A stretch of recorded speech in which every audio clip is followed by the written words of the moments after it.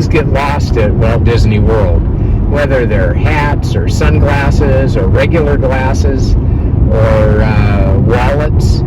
In our case, well, doggone it, we dropped an important document, a driver's license. And it was, oh no, we lost the driver's license.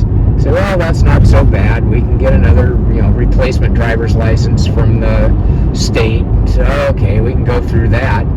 But we said, well, we'll at least let Disney's Lost and Found know that we lost it. And that's all done online. So, yeah, we lost it. We're so sad. And they said, well, we'll let you know if we find it. Well, sure enough, the next day, we got a message from Disney and said, yep, hey, we found it. Oh, well, that's great. They give you an option of they'll mail it to you, or you can come pick it up. And in our case, we live close enough to Walt Disney World. They have 3 choices. That's right. What's the other choice? If you don't want it, just yeah, you say, okay, you can say, nah, I didn't really want that hat anyhow, or those Mickey ears. But, most people will want their stuff back. And they'll make an effort to mail it. Maybe a cost for that, but maybe not. We'll have to find out about that. In our case, though, we're going to just pick it up. It used to be that they would have a lost item pickup kind of towards the front gates at each of the parks.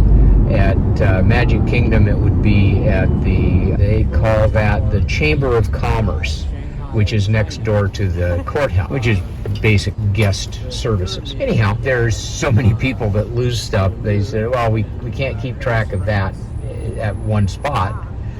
Then they would send it out. They had a building out in front of the Magic Kingdom, actually at Transportation and Ticket Center. And originally that was the dog kennel, where if you brought your dog with you, of course you can't leave the poor puppy in the car, so you could check the dog in for a fee at the dog kennel.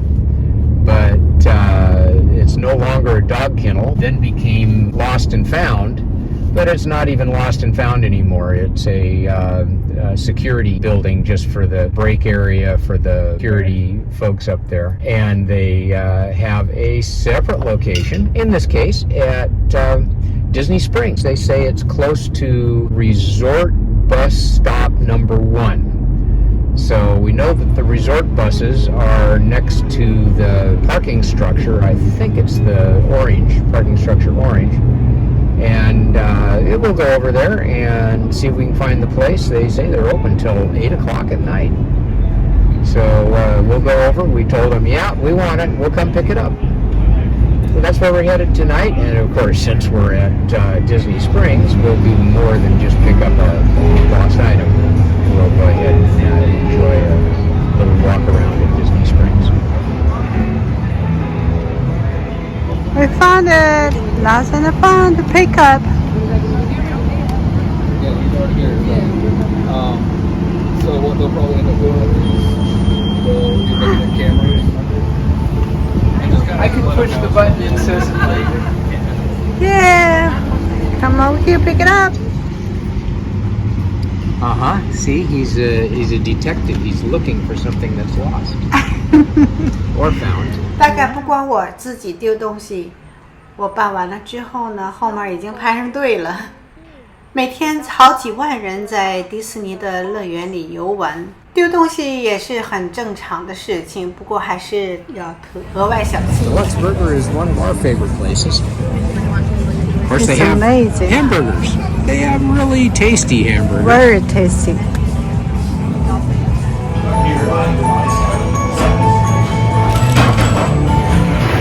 In Florida, it's a little hard to find fine dining or really good food, but at Walt Disney World, it surrounds you. No matter which way you look, there's going to be good to great to fine dining. For us, we're we're sitting in the burger place, Deluxe Burger, which has very special hamburgers.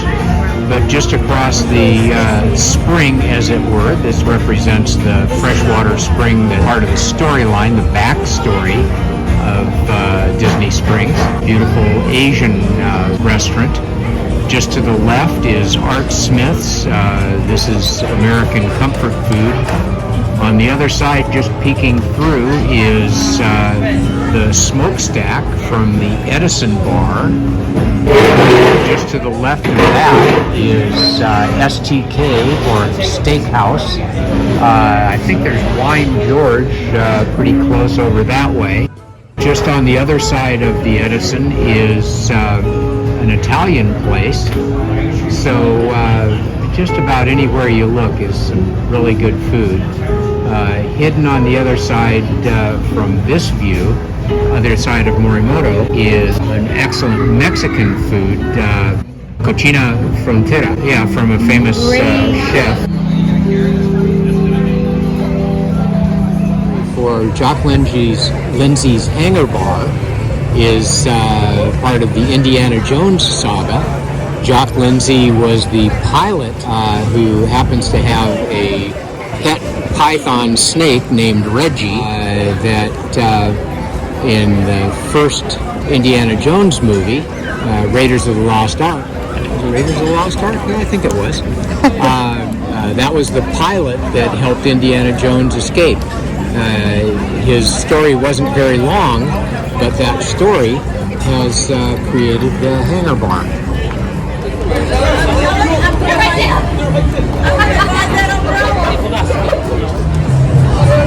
Here we are in front of the Edison Bar.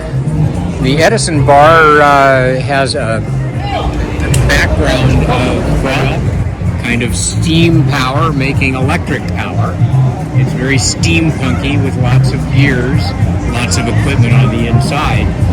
This is actually affiliated with the Edison Bar in Los Angeles, which truly is in an old 1900s era power plant that used to provide electrical power in Los Angeles. So this is just a variation. The property here is actually on almost hallowed ground for us because it used to be the Adventurers Club, which is a wonderful improv comedy theater and bar. Some people know, some people don't know. Right, but now it's the Edison Bar. They have live entertainment in the evenings, and it is actually connected to Maria and Enzo's Ristorante, an Italian restaurant. Very traditional Italian pizza is delicious. And in the tradition of the time during Prohibition, when the American government outlawed adult beverages, between the two restaurants is a tunnel bar where it's kind of a secret back room where during Prohibition you might be able to get adult beverages illegally. Usually the food here is delicious. Of course the drinks. And this is the bacon, the famous bacon. On the bottom they have a different sauce. It's delicious.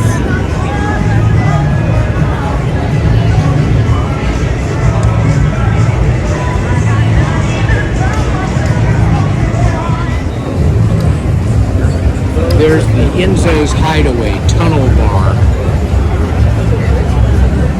So that's one secret entrance. There's another secret entrance inside Edison Bar.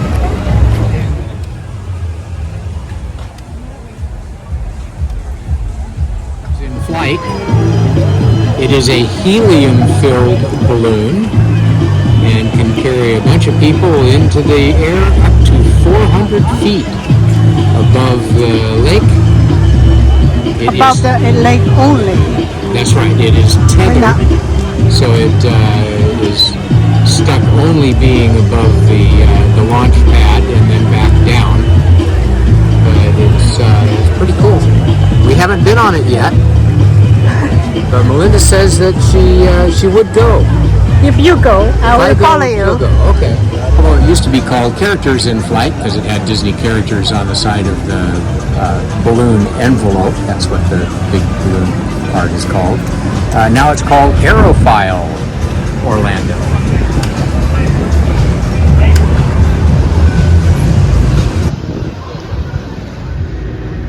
Oh, there's one of the amphibie cars out in the lake. Many years ago, a guy came up with the idea of making a car that would float or a boat with wheels that could drive. Basically, it ended up being not a very good car and not a very good boat, but it sure is a fun thing for tourists to go ride around in here at Disney.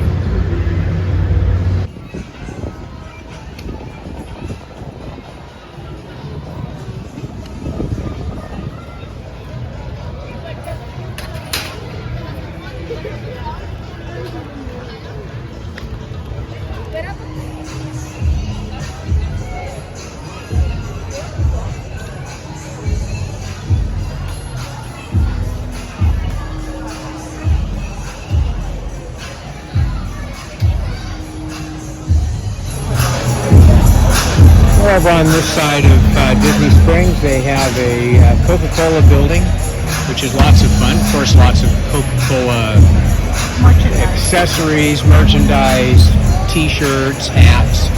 But upstairs, they have a Coca-Cola bar, and they have the Coca-Cola polar bear. He's a great character. Just across from Coca-Cola is the Planet Hollywood building. It used to be it was like a giant Earth globe. Now it's more like an observatory. A pretty good restaurant, table service, burgers and fries kind of place, but pretty tasty. Ice cream stores and candy stores, of course. Wonderful places. There's Brazilian food, there's Mexican food, Asian food, American food, Italian food, different pizza place. That's called the Blaze Pizza. And you order up what you want on your pizza. They throw it into a 900 degree Fahrenheit oven for like 30 seconds and then bring it right out to your table. So I guess they don't bring it out, they pick it up. But you can't complain that there's no good place to eat at Walt Disney World, because you are surrounded by good places to eat.